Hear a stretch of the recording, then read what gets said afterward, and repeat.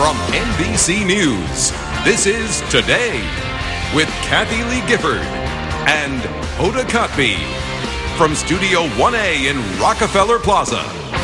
Summer camp is usually a place for kids to take it easy from the busy school year. Yeah, but Sarah Haynes is here with a few camps that offer more than marshmallow roasting and swimming. Hey, Sarah. Hi, guys. With so many different activities for kids during the school year, summer camps have gotten extremely specialized in order to keep up.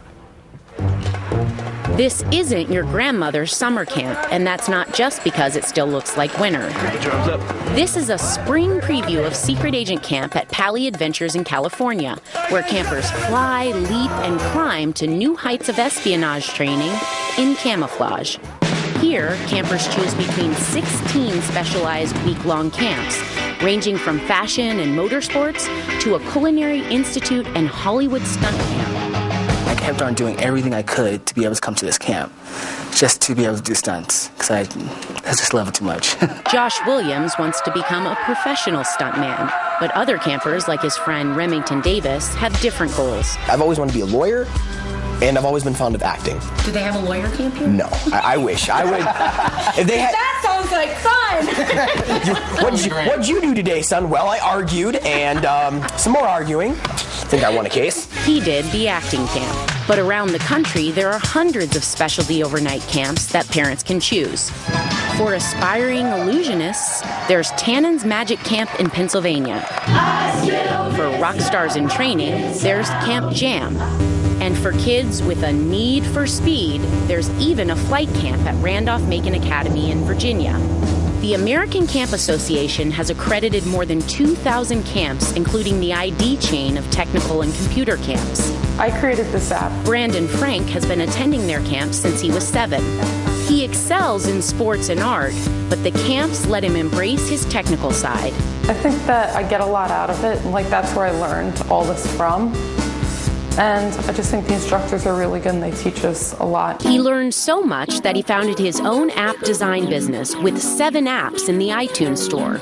Back in California, Pali Adventures camp director Ian Brassett says a great camping experience really just comes down to fun. Campers learn best when they're having fun, so that's the main focus. Is when a camper comes here, they have to have fun. And they will learn, by accident almost.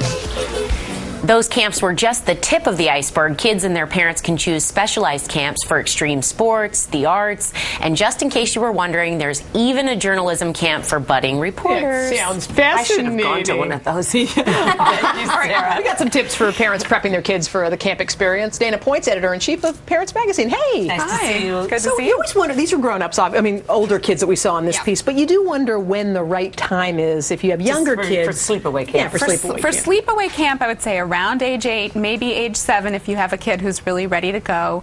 But you have to kind of listen to the signals that your child is sending. If you have a child who's good kind of separating from you and good on sleepaway play dates or visiting relatives, then that's a good sign, right? But some kids, they get really upset. There's homesick and then there's something really bad. Yeah, How do you know? psychotic. Yeah, when do you know the point is like to maybe take your kid out? Well, we're sort of going straight to the call home at the very first week of camp, and they say, oh, I really want to come home. But I think at that point you've done your research, you've hopefully met with the director of the camp, you've hopefully talked a little bit about what their policies are about homesickness and how they handle it.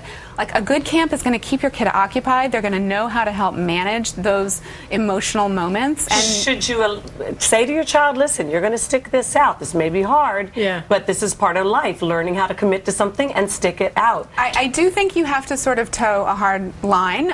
You're going to have to read that. That's going to be very individual based on your kids. And some kids just need a little time. I mean, one thing I would say is don't sign up just for a week of sleepaway camp.